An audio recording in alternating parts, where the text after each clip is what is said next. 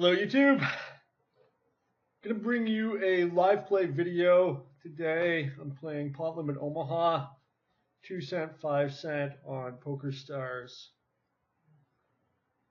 And I'm just gonna talk about the decisions as they pop up. Obviously I'm gonna fold this very weak hand on the button. I'm just gonna look at Pedro's play first of all. So he had King of Diamonds, King Deuce, Queen 10 double suited. And he's on the button after a pretty loose limper limps in. And I think you can profitably isolate here. Your hand's not that great. King, Queen, 10, 2. You have the Deuce Dangler. But likely the limper has something pretty weak. And you do have position.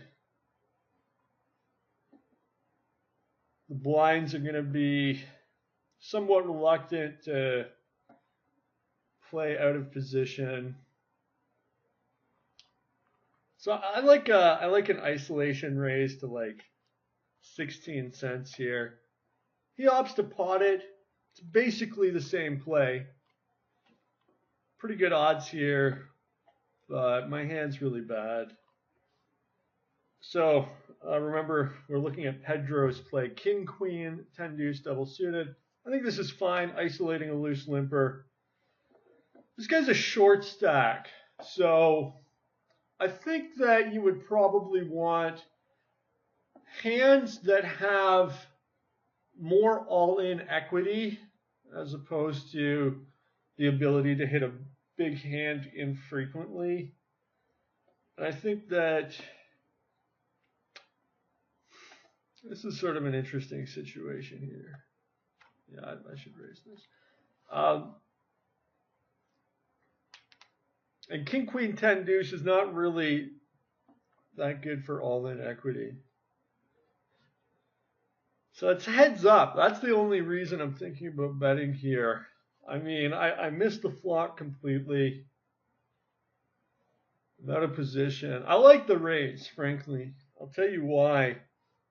With 4-4-7-7 pre, because all these guys are limping him with trash. So there's a very good chance it goes like 4-way. And then I can just bet if I smash the flop. I'm going to pick up open-ended. I could bet here again. I'm just going to bet small and fold to a raise. Yeah. Yeah, I like this raise even out of position. Of course, you see somebody post under the gun like this, you have to note that out of position, because as I was saying, there's the good chance that it goes like 30 cents 4 ways, and I'm against really weak hands, and that's just such a good scenario for me because I am going to flop pretty good a decent amount of the time. Anyway, back to Pedro's hand here. He had King, Queen, 10 deuce double suited, and he isolates a limper. And like I'm saying, because our opponent's so short, we do want a hand that's got more all-in equity. We're not going to be playing past the flop. We're pretty much going all in on every flop, and you can't set up these scenarios where you're like betting a big draw on the turn and you can't call even with top pair, or you know you're making a hand and he's paying you off.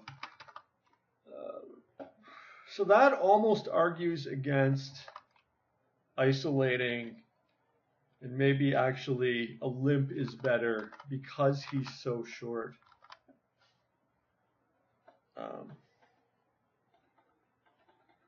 So then on the flop he checks, and Pedro should just go all in here. Not a great flop by any means, but there's less than one SPR. And he does have the gut shot, top pair. And he does go all in.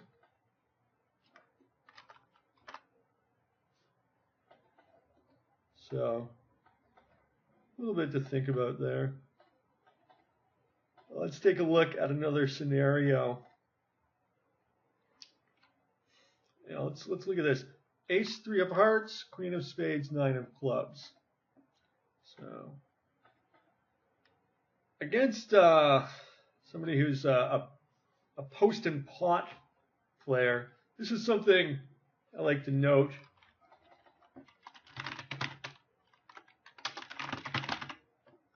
Although you can't really, this is kind of close to opening, you can't really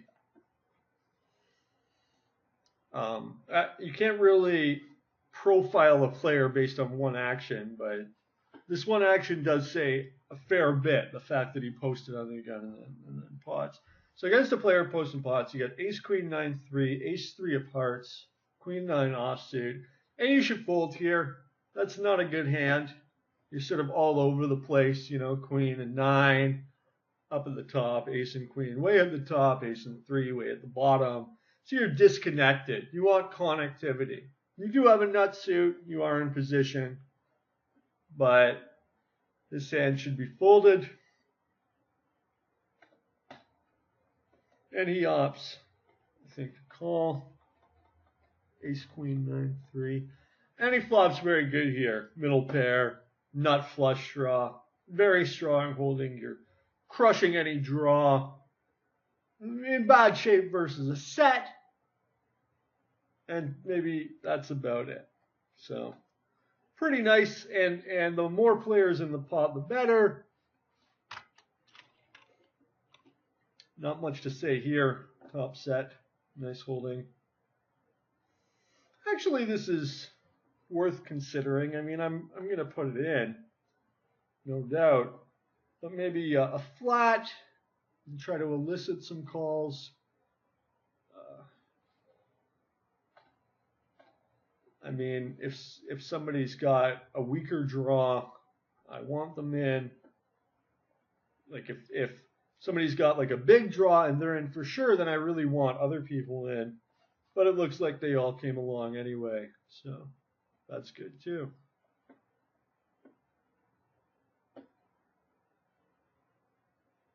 What did he win that side with? 2 pair? Pair of 3s, won a side pot? Ah, against Lace. That was very nice. So back to I guess I'll call here.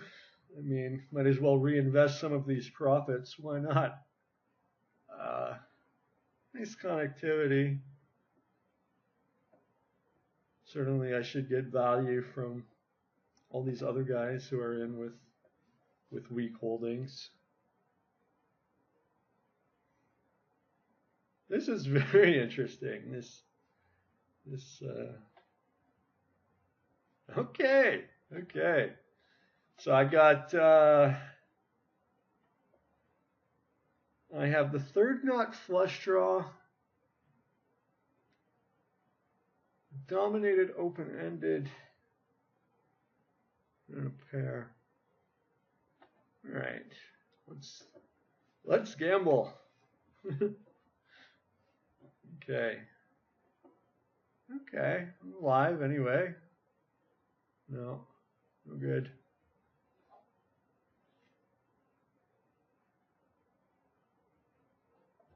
Actually, okay, so back to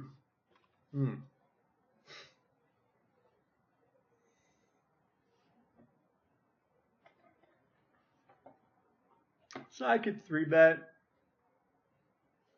I'm going to 3-bet. I expect maybe a call or two over here. Why not? Nice hand.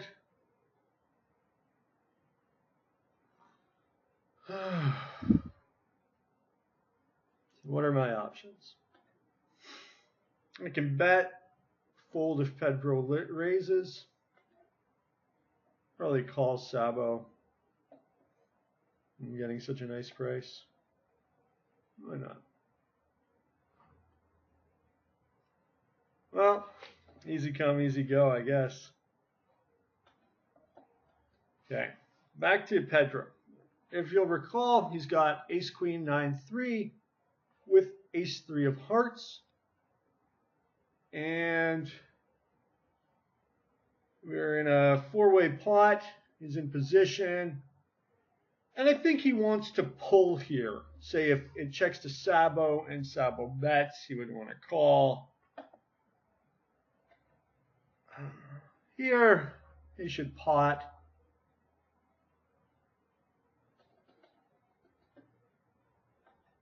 And he just calls, which is all right, I guess. It's not like a catastrophic error. Potting, you can take down the pot now. Likely you have very good equity most of the time. Probably your favorite most of the time. And your opponent might not put you on a draw. But calling, I guess, is reasonable. Picks up a gutty. Probably he will just call again. Maybe you should raise here as a semi-bluff. You can't give a lot of credit to this 5-cent bet. Sort of a scary turn, although you'd have to call if you potted and he repotted. And rivers the nuts.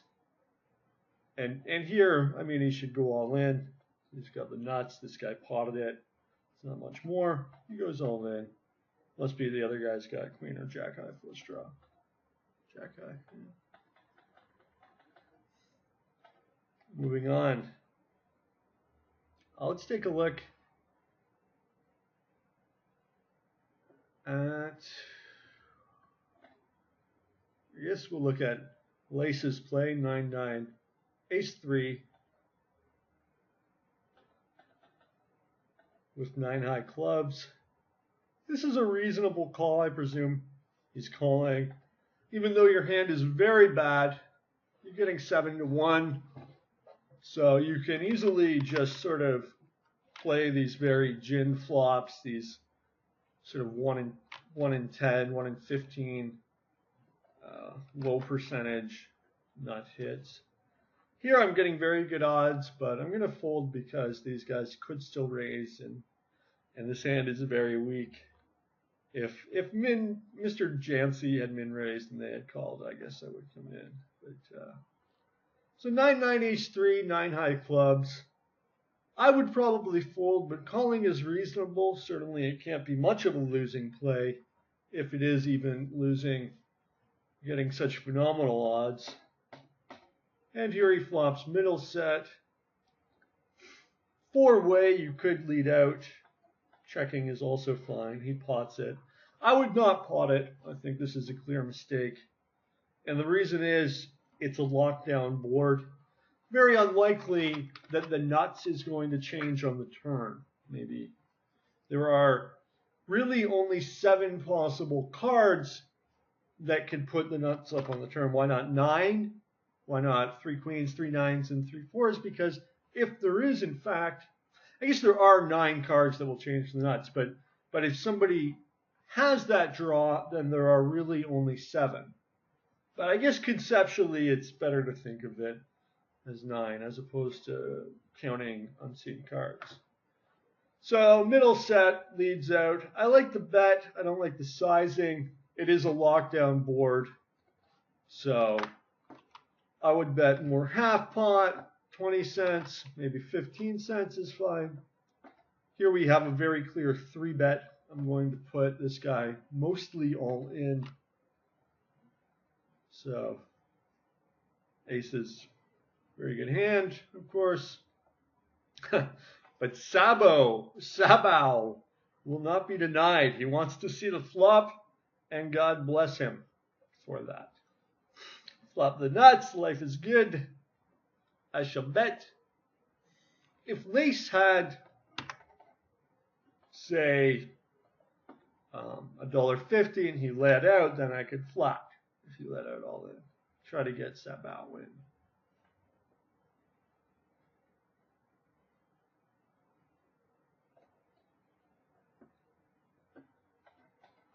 Remember, Lace here has middle set. turn. He pots again, which is interesting. Okay. I don't mind the bet. I don't like the sizing.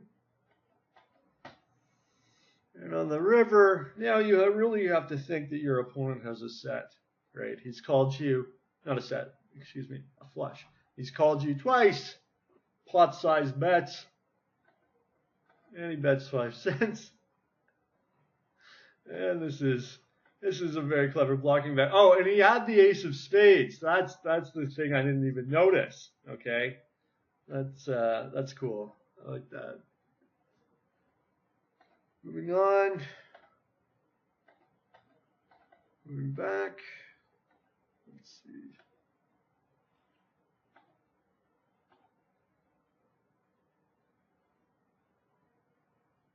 All right, we'll look at Mr. Jancy here. 10-10, Jack 8, Jack high spades. I like this sizing. I mean, you should open the hand, of course. This is a very nice hand for the cutoff. Excuse me. You should open the hand, certainly. And I like this sizing. Yeah, this is good. Because when you open sort of a small sizing from the cutoff and the button, this allows you to open sort of wider. And it's nice, especially you're going to play these very big SPR situations. So you get a little deeper too in position against the loose opponent. Very nice. And here he flops nothing, and he checks it, which is reasonable standard, right? Heads up, maybe you could bluff. Nothing wrong with that, but certainly the default play when you have a weak hand in poker is to check or to fold. And again, checking a weak hand. He's got 10s and 4s. Almost too good to bluff, right? Beat some hands. Probably not going to get even trips to fold. And then he should fold the river here. There's just no reason to think that Pedro is bluffing. Although he was. Fair enough. I still think you should fold. Especially when we look at his stats here. He's a little bit passive. But good to know that Pedro is capable. Bet, small blind. Good to know that he's capable of the odd bluff. Right?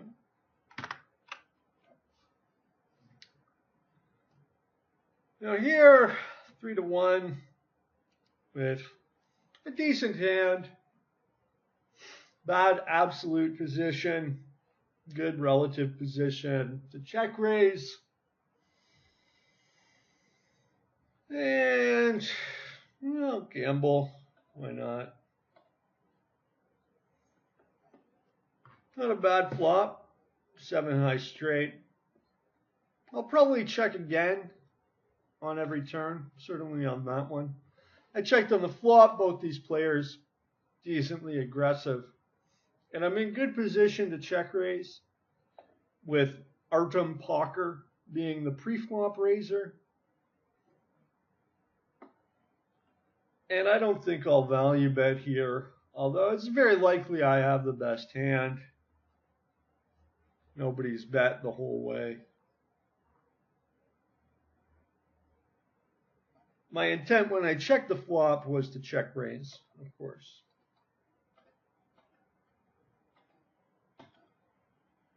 Let's continue and examine King, Jack 4 with King high spades.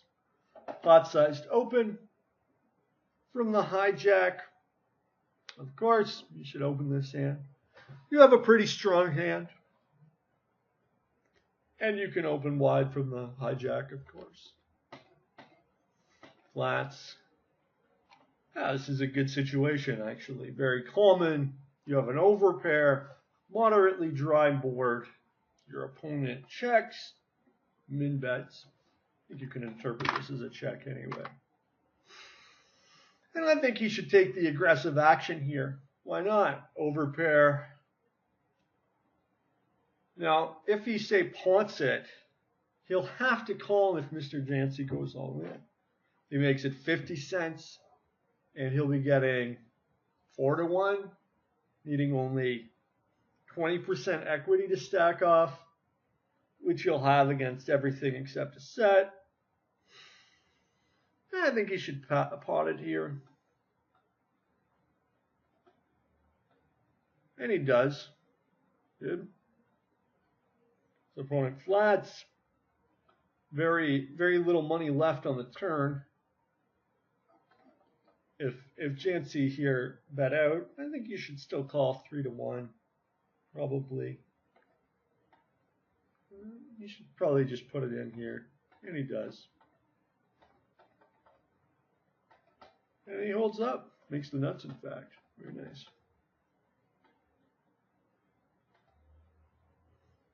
All right, let's take a look at the decisions that Lace made on this hand with Jack 6, 5, 4, double suited. This is too aggressive, isolating with this hangling hand here. The Jack sort of hanging up there. I don't think you can isolate raise on the strength of your two mediocre suits in your 3 cluster alone. But let's play devil's advocate for a moment. You've got a very loose limper, okay, who's probably playing a lot of hands, and you're on the button. Yeah, it does seem reasonable. All right. Yeah, I don't think it's too bad anyway. Pretty,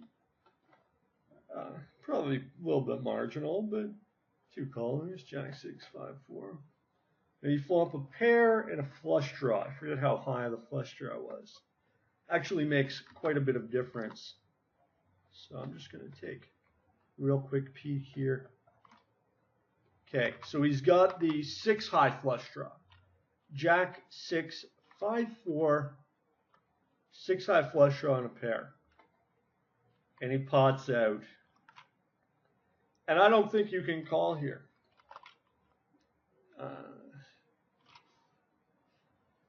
I mean, most likely you're drawing to, at best, either your flush or your 2-pair trips, and there's a good chance that you are in very bad shape, caught between a really good hand and a really good draw. Mr. Jancy is a little bit aggressive, okay, so maybe he's betting some weaker holdings, but you need about 43, 46, something percent to stack off, and you're going to be almost always in worse shape than that. He decides to stack off, and he turns out to be a slight favorite against just top pair. So what do I know? Nice hand. And he makes the flush.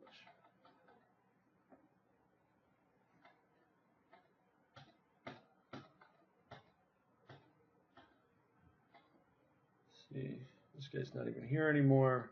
Neither is this guy. So let's check out some newer hands. All right, King Deuce of Spades, 9-5 off from Lace. No, I don't think you should complete here. Despite the nice odds, 4-1. It's a very bad hand. Flops nothing. I think he's just calling on a gutty here. Deuce 4. Which, I mean, that's not really recommended. Deuce 5. Yeah, King 9, Deuce 5. He's getting only 2.5 to 1. And there are only 3 cards that he wants to see on the turn, right? There's 45 cards in total. He likes 3. He hates 42. So the proper odds are 14 to 1, and he's getting 2.5 to 1. There is a little bit of implied odds. the turn call is reasonable now. He's getting 8-1 with his gutty. Still probably a slight losing play. There's 2 flush draws. So he's really looking for one of 2 cards that give him the nuts. 4 of hearts isn't too bad. Can be bet for value. And he rivers just a pair. And he calls with the 5. Probably even getting 10-1, you should fold this 3rd pair. Moving on, aces from Lace. Ace, ace, deuce, 3, ace high clubs. Nice pot-sized open. I like it. Aces are a strong hand, immune to the 3-bet. Gets 3-bet. Here you should 4-bet. Make it $2. Very simple. You don't really want Mr. Jancy to get a shot at the flop getting 3-1. You certainly don't want to give Sabao a flop for nothing. So I would 4-bet, as he does. Wise man. 5-bet here from Mr. Jancy. He's probably got just some like rake hand, and he's saying, F it, 5-bet. And let's see. Kings, no, he had a hand. He had a real hand. And aces hold up. Life is good. All right, well that's my live play video for right now. Hope you enjoyed. Please, if you have any questions or comments, post them.